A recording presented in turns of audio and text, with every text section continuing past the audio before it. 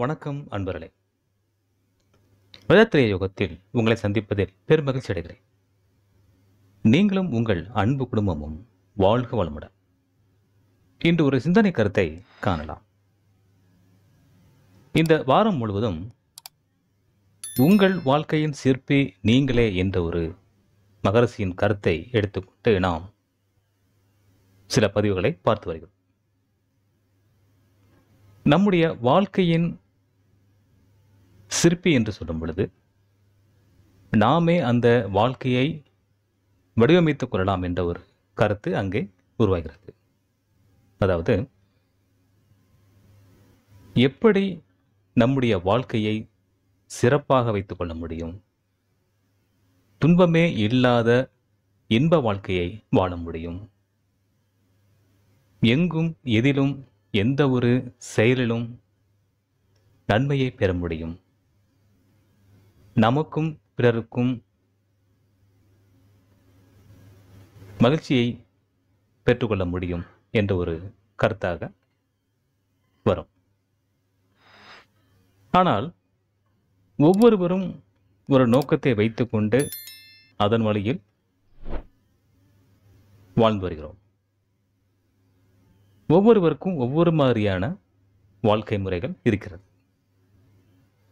மகரிஷி சொல்லுவார், ஒரே மாதிரியான விதைகளை மண்ணில் ஊற்றி நீர் வார்த்து விட்டாலும் கூட ஒவ்வொரு மரமும் ஒவ்வொரு விதமான தன்மையை கொண்டிருக்கும். அதனுடைய பழங்கள் ஒவ்வொன்றும் ஒவ்வொரு விதமாக இருக்கும் என்று சொல்லுவார். அந்த பழங்களுடைய சுவை ஒவ்வொரு விதமாக இருக்கும் என்று சொல்லுவார்.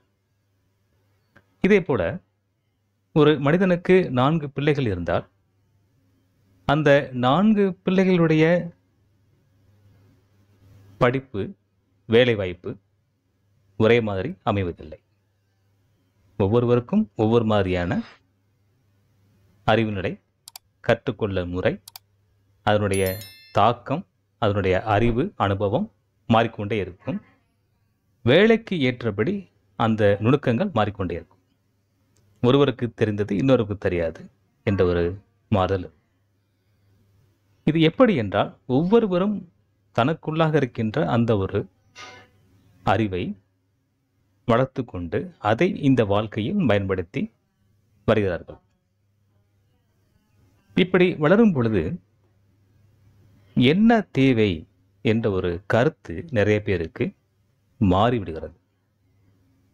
அது தன்னுடைய மனதின் விருப்பமாகவும் சூழ்நிலை காரணமாகவும் கிரகங்களுடைய அழைத்தாக்கம் மூலமாகவும் சில மாற்றங்கள் நிகழ்வதுண்டு. இன்னொரு முக்கிய காரணம், ஒவ்வொருடைய கருமையத்திலும் இருக்கக்கூடிய இந்த கர்ம வினை பதிவுகளின் தாக்கமாகவும் அமைந்துவிடும். இது எல்லாம் கலந்து நாம் நினைக்கின்ற அல்லது நாம் எதிர்பார்க்கின்ற ஒரு வாழ்க்கை முறையை அமைத்துக் கொள்வதில் சில தடைகளை உருவாக்கிவிடும். அதை எல்லாம் உணர்ந்து இப்படித்தான் வாழ வேண்டும் என்ற ஒரு திட்டத்தை வைத்துக் கொள்ள வேண்டும். அது எப்படி அமையும் என்று பார்க்கும் பொழுது, நம்முடைய எண்ணம், சொல், செயல் வழியாக இந்தந்த விஷயத்தை நான் செய்வேன் என்ற ஒரு உறுதிப்பாடை வைத்துக் கொள்ள வேண்டும். அதன் வழியாக நம்முடைய வாழ்க்கை முறையை அமைத்துக் கொள்ளலாம். இது மிக எளிமையானதுதான். ஆனால் அதற்கு நாம் இடம் கொடுப்பதில்லை. ஒரு சிந்தனையை நமக்குள்ளாக வைத்துக் கொள்வதில்லை. பெரும்பாலும் நாம் என்ன நினைக்கிறோம் என்றால், நமக்கு இன்னும் அனுபவம் தேவை என்ற ஒரு எதிர்பார்ப்பிலேயே கற்றுக்கொண்டே போய்விடுகிறோம். இருக்கும் அறிவை வைத்துக்கொண்டு இதை செய்யலாமா என்று நாம் யோசிப்பதில்லை. இன்னும் கற்றுக்கொள்ள வேண்டும், இன்னும் யாரிடமாவது கேட்க வேண்டும், இன்னும் ஒரு பெரிய மனிதரிடம் ஆலோசனை கேட்க வேண்டும், இன்னும் படிக்க வேண்டும், இன்னும் அனுபவம் வேண்டும். இப்படி ஒவ்வொன்றாக பற்றாக்குறையிலேயே போய் கொண்டிருக்கிறோம். இது அப்படி இல்லை. இந்த பிரபஞ்சம் முழுவதும் ஒரு பேரறிவு கொட்டி கிடக்கிறது. ஒரு கவிஞர் ஒரு கவியை எழுதும் பொழுது அவருக்கு உள்ள இருக்கின்ற வார்த்தை தொகுப்பை மீறியும் சில வார்த்தைகள் தானாக வந்து அமைந்துவிடும். சில கவிகளுடைய பேட்டி கண்டால் அவர்கள் சொல்லுவார்கள், நான் எழுதி கொண்டே இருந்தேன், திடீரென்று இந்த ஒரு வார்த்தை எனக்கு கிடைத்தது, அதை நான் வைத்துக் கொண்டேன் என்று சொல்லுவார். எப்படி நிகழ்கிறது என்று பார்க்கும் பொழுது அவர் அந்த தொடர்பை உருவாக்கி கொண்டே வரும் பொழுது இந்த இயற்கையானது அவருடைய அறிவை தூண்டிவிட்டு ஒரு விஷயத்தை, ஒரு புதிய ஒரு வார்த்தையை, ஒரு சிந்தனையை கொடுக்கிறது. இது இயல்பு, எல்லா மனிதருக்கும் இருக்கக்கூடிய ஒரு இயல்பு. நமது வீட்டிலே கூட நம்முடைய வாழ்க்கை துணைவி ஒரு சமையலை செய்யும் பொழுது திடீரென்று ஏதேனும் ஒரு பொருளை புதிதாக சேர்ப்பார். அது அந்த பலகாரத்தின் குழம்பின் ருசியை மாற்றி கொடுக்கும். வழக்கமாக செய்வதை விட இன்னும் கொஞ்சம் அருமையாகவும் இருக்கும். கேட்டால் திடீரென்று தோன்றிட்டு செய்தேன் என்று சொல்லுவார். இந்த மாதிரி ஒவ்வொருவருக்கும் இருக்கின்ற அறிவை வைத்து கொண்டு நாம் மிக பெரிதாக திட்டம் போடலாம். இந்த திட்டத்தின் வழியாக நம்முடைய வாழ்க்கை முறையை மாற்றி அமைக்கலாம். நம்முடைய வாழ்க்கையை நாமே செதுக்கிக் கொள்ள முடியும்.